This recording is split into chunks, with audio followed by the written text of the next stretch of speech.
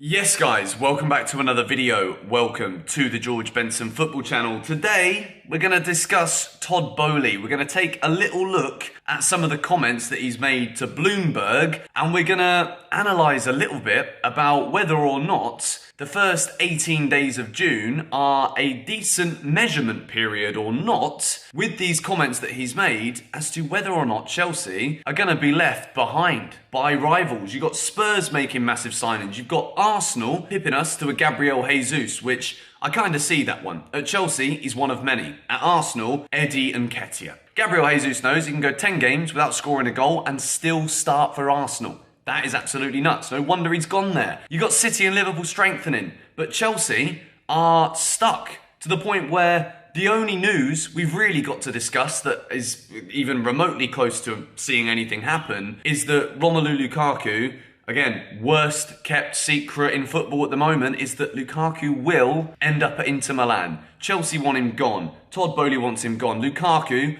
is absolutely desperate for the move. It's going to happen. Link to my secret project is in the description. We are now 5 days in a row of vlogging. Go and check the link down below. Subscribe to GBFC also if you're new, and if you can, hit the like button on today's video. That would be excellent. Todd Boehly on potential for football's growth. We think the way those clubs go to market is years behind the US model. We think the global footprint of this sport is really underdeveloped. Now, this statement here, there's a big statement. We're going to break it down in parts, but I've started with this bit because what I think is very important when we read this is to realize that there is a lot of truth behind a lot of the things that Todd Boehly says about the development of football and football players' brands. Todd Boehly again, there are 4 billion fans of European football. There are 170 million fans of NFL. The NFL generates $15 billion of media money every year. Global club football is a fraction of the NFL media money. This is something that has been flipped with the context by a lot of Chelsea fans. People read this part of the statement. There's a reason why I'm not doing it in a chronological order.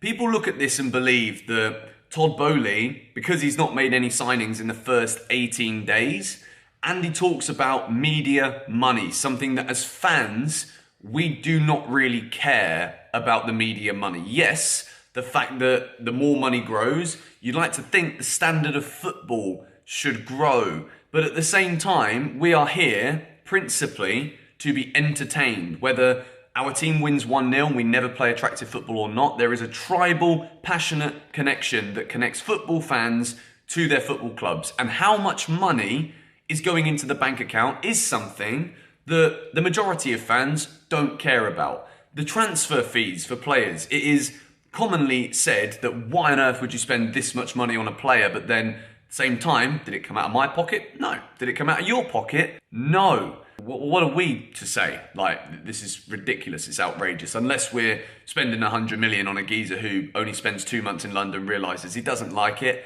and then wants to bugger off immediately. Then we can express a little bit of frustration. But the fact of the matter is, it isn't our money. So in order for Chelsea to be a part of the development with financial increases in the footballing market, yes, we don't want to be doing this through the avenues of Super Leagues. But he's got a fair point. The market for the media in English football could still get bigger and bigger, and it will continue to grow. Moving on, Todd Boehly on competing with other clubs for players. This is the reason why I've broken this up in a different kind of order, because this one is the main one that we should care about right now.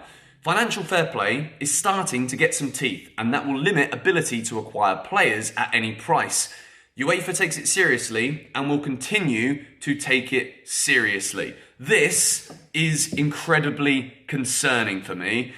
I think if we'd have actually seen Chelsea make genuine moves towards players, actually get people signing contracts, making official statement signings in this window where we desperately need it, this kind of statement wouldn't evoke such controversy and fear, really, in my mind. Because what we're reading here is that it's almost like the excuses come out early if we don't spend big money, which at this moment in time, we're all sat here thinking, well, how is everybody else getting business done and Chelsea, who are the ones who probably really need it because so many players have left, why are we the ones slugging behind and not signing players we want because Arsenal are getting them instead?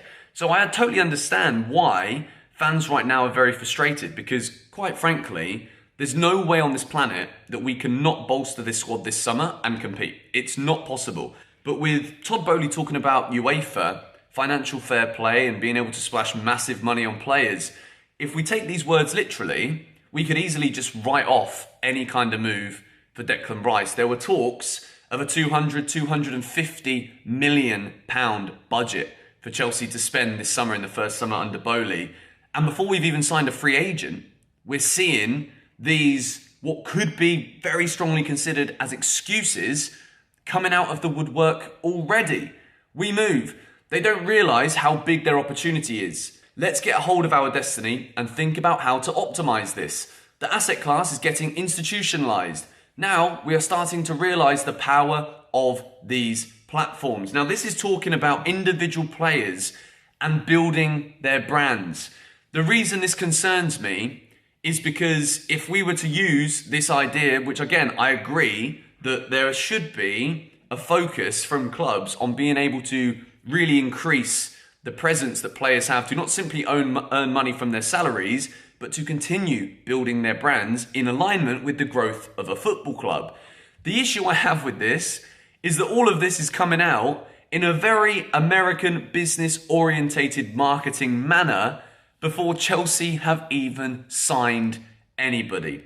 And the reason I'm making this video to talk today is because until I saw these statements about 48 hours ago, I wasn't worried. I wasn't panicking. I wasn't going AWOL like a lot of people on social media have been saying, we're not signing anybody. We're linked with the same players every single week. Koundé might go to Barcelona. Dembele might end up staying at Barcelona.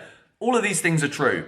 And when we see that Todd Boehly at the moment, instead of talking about trying to improve the squad, which is desperately needed, and spending money on the squad, he's talking about developing players' brands, trying to not get caught by UEFA. Whereas you've got Barcelona, who 500 million euros in debt or whatever it is, and they're somehow finding leverage to be able to continue operating, signing players, breaking all of the rules, but once again somehow getting away with it. If Chelsea go from being Roman Abramovich spends, has a big summer, we then go and win the Champions League. If we go from that to mediocrity because Todd Boehly is a bit worried about the teeth of UEFA from financial fair play, yes, okay, we stick within the rules. Chelsea don't get penalised, but we don't win anything if this is the way we're going to go.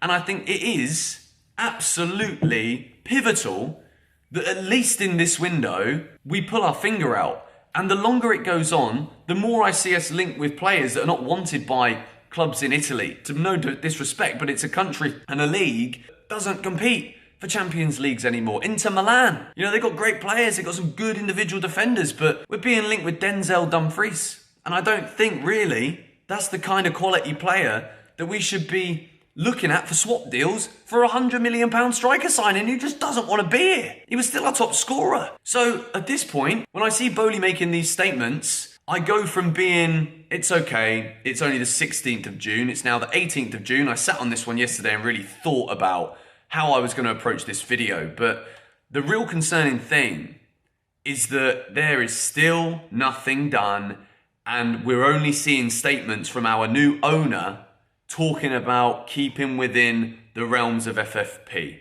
which even though, yes, we don't want to break the rules, we still know that not spending big this summer just to avoid potential FFP issues is going to leave us slugging behind. We're going to fall behind Tottenham. We might fall behind Arsenal. We could end up competing with the likes of Manchester United for 5th. So, yeah, at this moment in time, the more we look at the deals that we thought were going to be done, Koundé's still not done. Dembele, still not done. Chances that Barcelona could end up with both of those players, let alone our club captain. I'm getting concerned here. Let me know what you think of this Todd Boehly statement. Am I overreacting? Am I being too dramatic? Let me know your thoughts in the comments down below. Secret project link is in the description as well. Thank you guys for watching. See you all hopefully tomorrow with some news.